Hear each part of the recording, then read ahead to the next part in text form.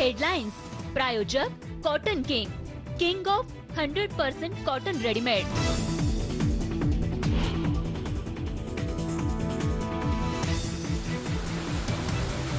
रत्नागिरीतील खेडमध्ये महापूर, जगबुडी आणि नारिंगी नदीचं रौद्र रूप। खेड बाजारपेठेत 7 ते 8 फूट पाणी, अडकलेल्या शेकडो लोकांना बाहेर काढण्याचं काम सुरू।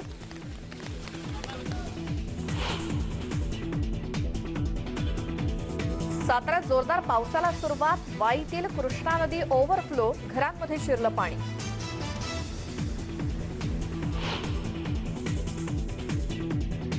कृषी कायद्याविरोधात काँग्रेस आक्रमक, राहुल गांधींसह काँग्रेस खासदारांचं संसद भवन परिसरात आंदोलन।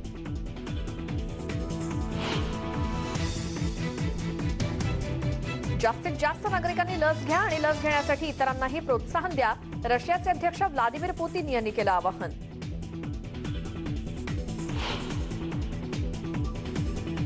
फ्रान्सच्या आयफेल टॉवरमध्ये जाण्यासाठी स्पेशल कोविड पास बंधनकारक, म्युझियम आणि थिएटर्समध्येही पास आवश्यक।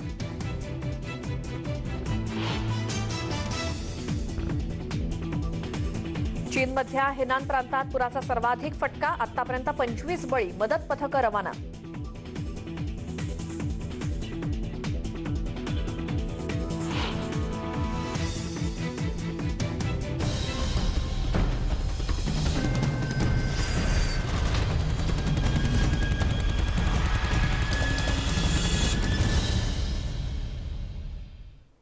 नमस्कार, मी श्वेता, तुम्ही पाहताय न्यूज 18 लोकमत। बुलेटिनमध्ये तुमचं स्वागत। आंतरराष्ट्रीय घडामोडींचा आढावा घेणार आहोत जगाच्या पाठीवर आमच्या विशेष बुलेटिनमध्ये।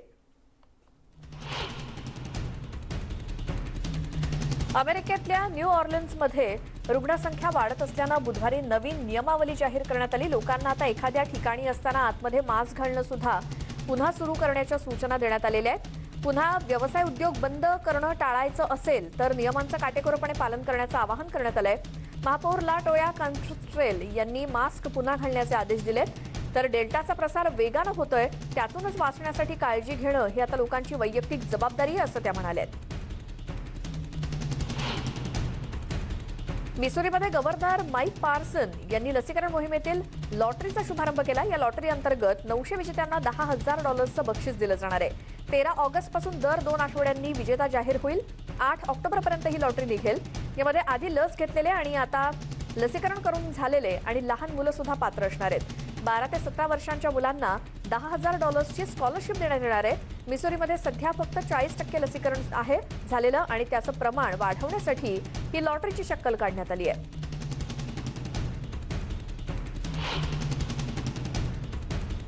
वॉशिंग्टन डीसी मधील 2 कर्मचाऱ्यांना कोरोनाची लागण झाली आहे। टेक्सास इथल्या 50 लोकप्रतिनिधींनी गेल्या आठवड्यात इथे भेट दिली होती आणि त्यानंतर केल्या गेलेल्या टेस्टमध्ये या दोघांचे रिपोर्ट पॉझिटिव्ह आलेत।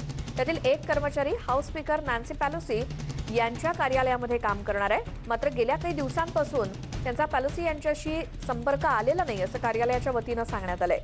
ज्यांची टेस्ट निगेटिव्ह आली तेच कर्मचारी कार्यालयातून काम करतायत। या इमारतीमध्ये 90% लसीकरण पूर्ण झाल्याची माहिती मिळाली आहे। जास्तीत जास्त नागरिकांनी लस घेण्याचं आवाहन रशियाचे अध्यक्ष व्लादिमीर पुतीन यांनी केलं। रशियामध्ये गेल्या काही आठवड्यांमध्ये कोरोना रुग्णांच्या संख्येमध्ये वाढ होते, त्यामुळे नागरिकांनी स्वतः लस घेऊन आपल्या नातेवाईकांना सुद्धा लस घेण्यासाठी प्रोत्साहन द्यावं, असं व्लादिमीर पुतीन म्हणालेत। लोकांना जबरदस्ती करू नका, पण समजावून सांगा, असंही ते म्हणालेत। रशियात लसीकरणाबाबत अजूनही निरुत्साहच दिसून येतोय। ट्युनिशियामध्ये पहिल्यांदाच सर्व वयोगटातील नागरिकांसाठी लसीकरण केंद्र खुली करण्याचा निर्णय घेण्यात आलाय। ईदच्या सुटीच्या निमित्तानं हा निर्णय घेण्यात आला असून अजूनही प्रशासन यासाठी तयार नाही, त्यामुळे लसीकरण केंद्रांवरती काही ठिकाणी गोंधळ झाला। परिणामी देशाच्या आरोग्य मंत्र्यांची हकालपट्टी करण्यात आली। बुधवारी नवीन अंतरिम आरोग्य मंत्र्यांची नियुक्ती करण्यात आली। एकीकडे सरकार गर्दी जमवू नये असं आवाहन करत असताना अशा प्रकारे गर्दी जमवणं हा गुन्हा आहे, असं ट्युनिशियाचे अध्यक्ष म्हणाले। थायलंडमध्ये लसीच्या अपुऱ्या पुरवठ्यामुळे नॅशनल व्हॅक्सिन इन्स्टिट्यूटच्या प्रमुखांनी देशाची माफी मागितलेली आहे। पुरेशा लसी नसल्यानं सध्या देशात फक्त 5%च लसीकरण झालंय। थायलंडमध्ये सध्या कोरोना रुग्णांची संख्या आणि मृत्यू संख्या वाढते, मात्र सरकार याबाबत फारसं गंभीर नसल्याचा आरोप नागरिकांनी केलाय। सरकार विरोधात नागरिकांमध्ये प्रचंड संताप आहे। लसीकरण अत्यंत कमी झाल्यानं मृत्यू आणि रुग्णसंख्येत वाढ झाल्याचं नेकॉन प्रेमसी यांचं म्हणणं आहे.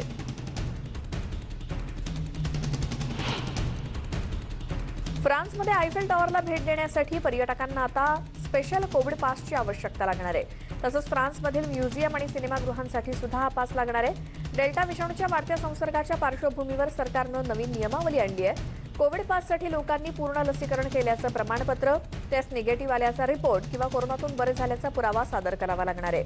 नवीन नियमांबद्दल संमिश्र प्रतिक्रिया येत आहेत. Johnny Nelson and Danish tourist travelling with his wife अशा प्रकारचा मेसेज तिथे लिहिण्यात आलाय.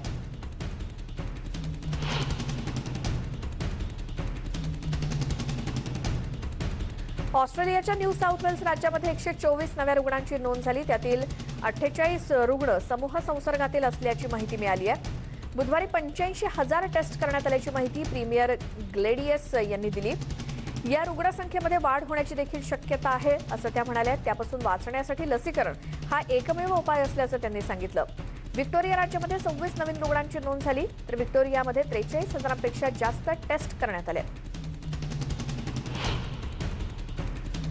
जर्मनी आणि चीनमधील नुकत्याच आलेल्या महापुरानंतर आता जपानमधली यंत्रणा सतर्क झाली आहे. ऑलिम्पिकसाठी येणारे खेळाडू आणि त्यांना मार्गदर्शन विशेष केलं जात आहे. टोकियो 2020चे अध्यक्ष सेको हाशिमोटो यांनी याबाबत माहिती दिली. अशा परिस्थितीत शक्य तितक्या लवकर काय पावलं उचलायची हे त्यांना समजावं यासाठी मार्गदर्शन केलं जात आहे. एकीकडे कोरोनाचे रुग्ण सुद्धा वाढत आहेत आणि त्यासाठी सुद्धा विशेष उपाययोजना केली जाते. जर्मनीमध्ये पूरग्रस्तांच्या तातडीच्या मदतीसाठी 400 मिलियन युरोचं पॅकेज कॅबिनेटनं मंजूर केलंय. गेल्या आठवड्यातल्या या पुरामुळे अनेक घरं उद्ध्वस्त झाली. तिथे तातडीनं पुनर्बांधणीचं काम सुरू करण्यात यावं यासाठी ही मदत आहे. यातील अर्धी मदत केंद्र आणि अर्धी मदत राज्य सरकारकडून करण्यात येईल. शक्य तितक्या लवकर जे आवश्यक आहे ते केलं जाईल असं अर्थमंत्री ऑल्फ शॉल्झ म्हणाले. तर जर्मनीच्या पुरामध्ये किमान 171 जणांचा आतापर्यंत बळी गेलाय.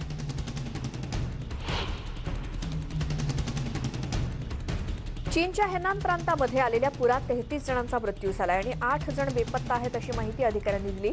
हेनान प्रांतामध्ये एका तासात 20 सेंटीमीटर पाऊस झाल्याची माहिती हवामान खात्यानं दिली. नद्यांना पूर आल्यानं पाणी रस्त्यावरती आलं आणि अनेक सबवे स्टेशन्समध्ये सुद्धा पाणी शिरलं होतं. अनेक वाहनं या चिखलामध्ये रुतून बसली. वाहतूक पूर्णपणे विस्कळीत झाली होती. चीनच्या झेंझागू शहरामध्ये आपत्कालीन मदत पथकं तैनात करण्यात आली आहेत. इथला वीज पुरवठा, फोन व्यवस्था आणि वाहतूक सुरळीत करण्यासाठी तातडीनं काम सुरू करण्यासाठी ही पथकं मदत करणार आहेत. एरवी शहरात वर्षभर पाऊस पडतो तेवढ्या सरासरी इतका पाऊस इथे 3 दिवसात पडलाय. शनिवारपासून ड्रेनेजचं काम देखील सुरू करण्यात आलंय. चीनच्या हेनान प्रांतामध्ये पूरग्रस्तांच्या मदतीसाठी काही मदत पथकं पाठवण्यात आली आहेत. आतापर्यंत इथे 25 जणांचा मृत्यू झालाय तर 7 जण अजूनही बेपत्ता आहेत. चीनच्या आपत्कालीन व्यवस्थापनानं मंगळवारी 1800 सदस्यांचं बचाव पथक 7 प्रांतामध्ये पाठवलंय. पुराचा तडाखा बसलेल्या 30 भागांमध्ये हे सदस्य काम करणार आहेत आणि इथून 2600 जणांचं सुरक्षित ठिकाणी स्थलांतरण करण्यात आलंय. अमेरिकेच्या पश्चिमेकडे पसरलेल्या वणव्याची धग पूर्व किनाऱ्याला सुद्धा बसते. वणव्यामुळे आकाश तर ढगाळलेलंच आहे तर हवेच्या गुणवत्तेत सुद्धा फरक पडलाय. तब्बल 2500 मैलावर लागलेल्या आगीमुळे न्यूयॉर्क, न्यूजर्सी, पेनिसिल्व्हानिया या भागामध्ये धुकं पसरलंय आणि दुसऱ्या टोकाला असलेल्या कॅलिफोर्निया, ऑरेगॉन, मोंटाना आणि इतर राज्यांमध्ये सुद्धा जोरदार वाऱ्यामुळे धूळ पसरली आहे. कॅलिफोर्नियात पसरलेला वणवा नेवाडापर्यंत पोहोचलाय. त्यामुळे नेवाडातल्या डग्लस काउंटीमध्ये नव्यानं घरं रिकामी करण्याच्या सूचना देण्यात आल्या आहेत. 10 विविध ठिकाणी अग्निशमन दलाचे 1200 जवान हा वणवा विझवण्याच्या कामामध्ये तैनात आहेत.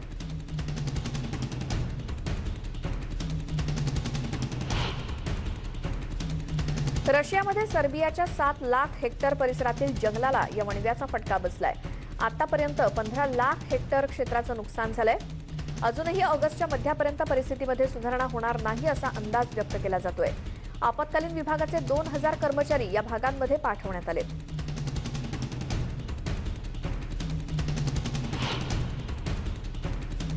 अमेरिकेत अतिउष्णतेमुळे मृत्यूचं प्रमाण वाढतंय. त्यामुळे अतिउष्ण तापमान ही सर्वात प्राणघातक नैसर्गिक आपत्ती ठरते. येत्या पूर, चक्रीवादळ, बदलत्या हवामानाच्या स्थितीपेक्षाही अतिउष्णतेमुळे मृत्यूचं प्रमाण अधिक असल्याचं तज्ज्ञांचं म्हणणं आहे.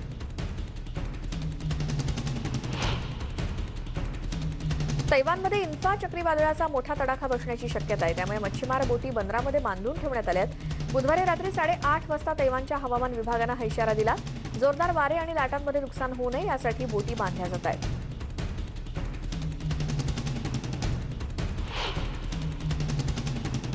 आपण अशाच प्रकारे हवा प्रदूषित करत राहिलो तर पुढच्या 3 दशकांमध्ये वातावरणामुळे होणारा विध्वंस आणखी भयानक असेल असा इशारा हवामान तज्ज्ञांनी दिला. त्यामुळे सर्वच देशांच्या सरकारांनी तातडीनं पावलं उचलणं गरजेचं आहे असा सल्ला त्यांनी दिला. युरोपमध्ये नुकत्याच झालेल्या पुरानंतर हा सल्ला देण्यात आलाय.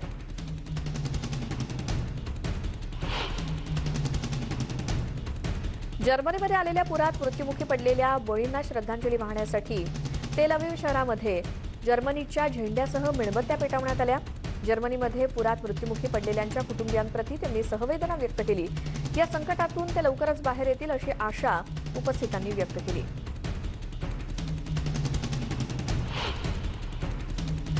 मीनामधल्या यात्रेच्या दुसऱ्या दिवशी एका खांबावरती दगड फेकण्याची प्रथा आहे.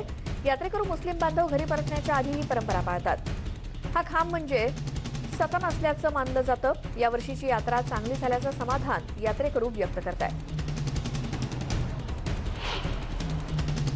क्राईम रिपोर्टर पीटर यांना हजारो नागरिकांनी एम्स्टरडॅम इथल्या रॉयल कॅर थिएटरमध्ये श्रद्धांजली वाहिली. 6 जुलैला झालेल्या गोळीबारात ते गंभीर जखमी झाले होते. गेल्या गुरुवारी त्यांचं निधन झालं. या घटनेमुळे एकच खळबळ उडाली होती. त्यांचं अंत्यदर्शन घेता यावं यासाठी पीटर यांचं पार्थिव रॉयल कॅर थिएटरमध्ये ठेवण्यात आलं होतं.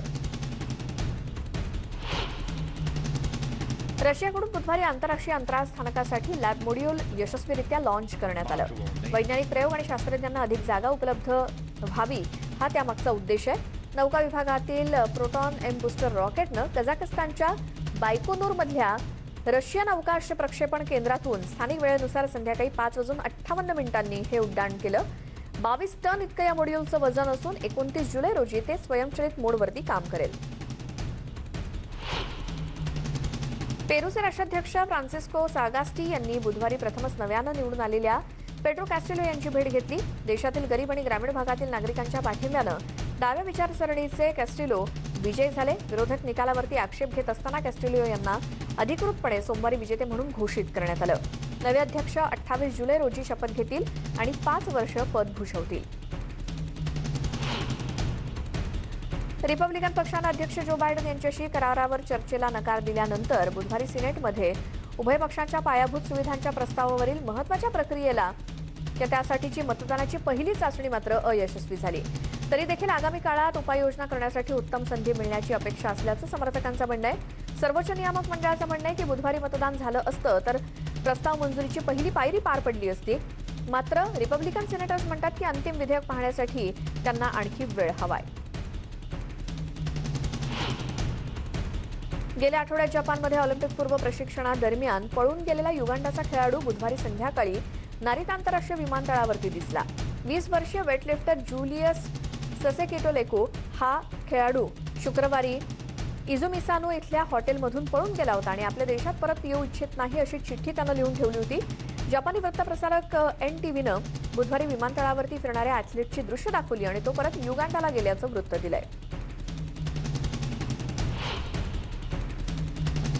ख्रिस्टियान एस्कालोना आणि रॉड्रिगो गोन्झालेज यांचं आयुष्य पूर्णपणे बदलून गेलंय जेव्हा त्यांनी 4 वर्षीय मिग्युएल, 6 वर्षीय फिलिप आणि 7 वर्षीय यानय यांना दत्तक घेतलं. 18 वर्ष एकत्र राहिलेल्या या जोडप्याला त्यांच्या नागरी अधिकारांचा त्याग करून या मुलांचं पालकत्व स्वीकारावं लागलं. समलैंगिक जोडप्यांसाठी चिलीमध्ये हे नियम आहेत आणि एस्कालोना म्हणतात की समान लैंगिक कायदे करणं महत्त्वाचं आहे. कोणत्याही कुटुंबातील मुलांना समान हक्क मिळाल्यास त्याचा फायदाच होईल.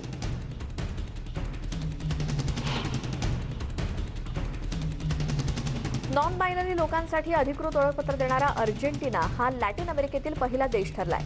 पारंपरिक M किंवा F या जेंडरच्या जागी आता राष्ट्रीय ओळखपत्र आणि पासपोर्टमध्ये एकच X हे जेंडर यापुढे लावलं जाईल किंवा दर्शवलं जाईल. संपूर्ण मानव पुरुष, महिला आणि नॉन बायनरी असल्याचं समजून घेण्यासाठी मोठा संघर्ष करावा लागला असं अध्यक्ष अल्बर्टो फर्नांडिस यांनी सांगितलं. नॉन बायनरी लोक असे आहेत जे स्वतःला मेल किंवा फिमेल म्हणून घेत नाहीत. जागतिक स्तरावर कॅनडा, न्यूझीलंड आणि ऑस्ट्रेलिया यांनी समान उपाययोजना अवलंबलेल्या आहेत.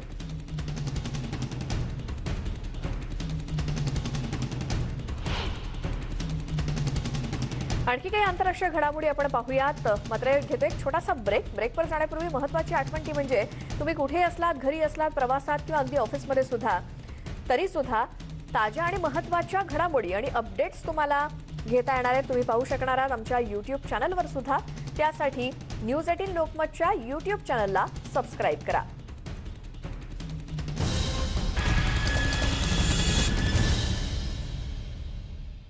ब्रेकनंतर बुलेटिनमध्ये तुमचं स्वागत. पुन्हा पाहूयात आंतरराष्ट्रीय घडामोडी. ब्रिटनच्या राजघराण्याकडून प्रिन्स जॉर्जचं एक पोर्ट्रेट प्रसिद्ध करण्यात आलं. केन्सिंग्टन पॅलेसच्या वतीनं जारी केलेला हा फोटो जॉर्जची आई डचेस ऑफ केम्ब्रिज म्हणजेच केट मिडल्टन यांनी जुलैच्या पहिल्या आठवड्यामध्ये काढलेला होता. नॉफॉल्क इथल्या ईस्ट अँजेलिया काउंटीमध्ये हा फोटो काढलेला आहे. वाढदिवसाच्या एक दिवसाआधीचा हा फोटो प्रसिद्ध करण्यात आलाय. अफगाणिस्तान मोहिमेमध्ये गेल्या 19 वर्षांपासून सहभागी होणाऱ्या सैनिकांसाठी रोमानियामध्ये लष्करी सोहळ्याचं आयोजन करण्यात आलं होतं. रोमानियाचे अध्यक्ष क्लाउस इयोहानिस यांच्या उपस्थितीमध्ये हा कार्यक्रम पार पडला. जूनच्या अखेरीस अफगाणिस्तानमधून 140 सैनिक औपचारिकरित्या परतल्यानंतर या सोहळ्याचं आयोजन करण्यात आलं होतं. शहीद झालेल्या 27 सैनिकांना यावेळी श्रद्धांजली वाहण्यात आली. दुर्मिळ प्रजातीतल्या तापीर या प्राण्याच्या मादीने एका पिलाला जन्म दिला. लुइजियाना प्रांतात मध्ये अबुदोन प्राणी संग्रहालयामध्ये या प्रजातीच्या संवर्धनासाठी प्रयत्न सुरू आहेत. 2 जुलैला या पिलाचा जन्म झालाय. पिलाला आजूबाजूच्या वातावरणाची सवय झाली की तो सर्वसामान्यांना पाहता येईल अशी माहिती प्राणी संग्रहालयाकडून देण्यात आली आहे. बहुतेकदा हा प्राणी मेक्सिकोमध्ये आढळतो. वृक्षतोड आणि शिकाऱ्यांचा सामना करत राहिल्यानं त्याचं प्रमाण घटल्याचं म्हटलं जात आहे. चीनच्या सिचुआन प्रांतामध्ये 2 जायंट पांडानं प्रत्येकी जुळ्या पांडांना जन्म दिलाय. हे दोन्ही पांडा वॉलंग नॅचरल रिसॉर्टच्या स्पेन्शुंग जायंट पांडा बेसमध्ये आहेत. या दोन्ही जायंट पांडांना सध्या तिथे ठेवण्यात आलंय. यापूर्वी सुशान या पांडानं 2016 मध्ये तिच्या पहिल्या पांडाला जन्म दिला होता.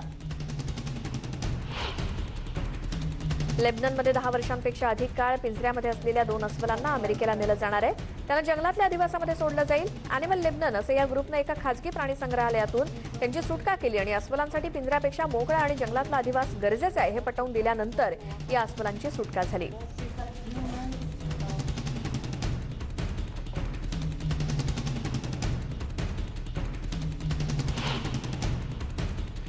या आंतरराष्ट्रीय घडामोडी पाहिल्यानंतर जगाच्या पाठीवर आमच्या विशेष बुलेटिनमध्ये आपण इथेच थांबतोय. मात्र जाता एक महत्त्वाची आठवण ती म्हणजे तुम्ही अगदी कुठेही असलात, घरी, प्रवासामध्ये, ऑफिसमध्ये असलात तरी ताज्या आणि महत्त्वाच्या घडामोडी आणि अपडेट्स आता तुम्ही पाहू शकणार आहात न्यूज 18 लोकमतच्या YouTube चॅनलवर. न्यूज 18 लोकमतच्या YouTube चॅनलला त्यासाठी सबस्क्राईब करा.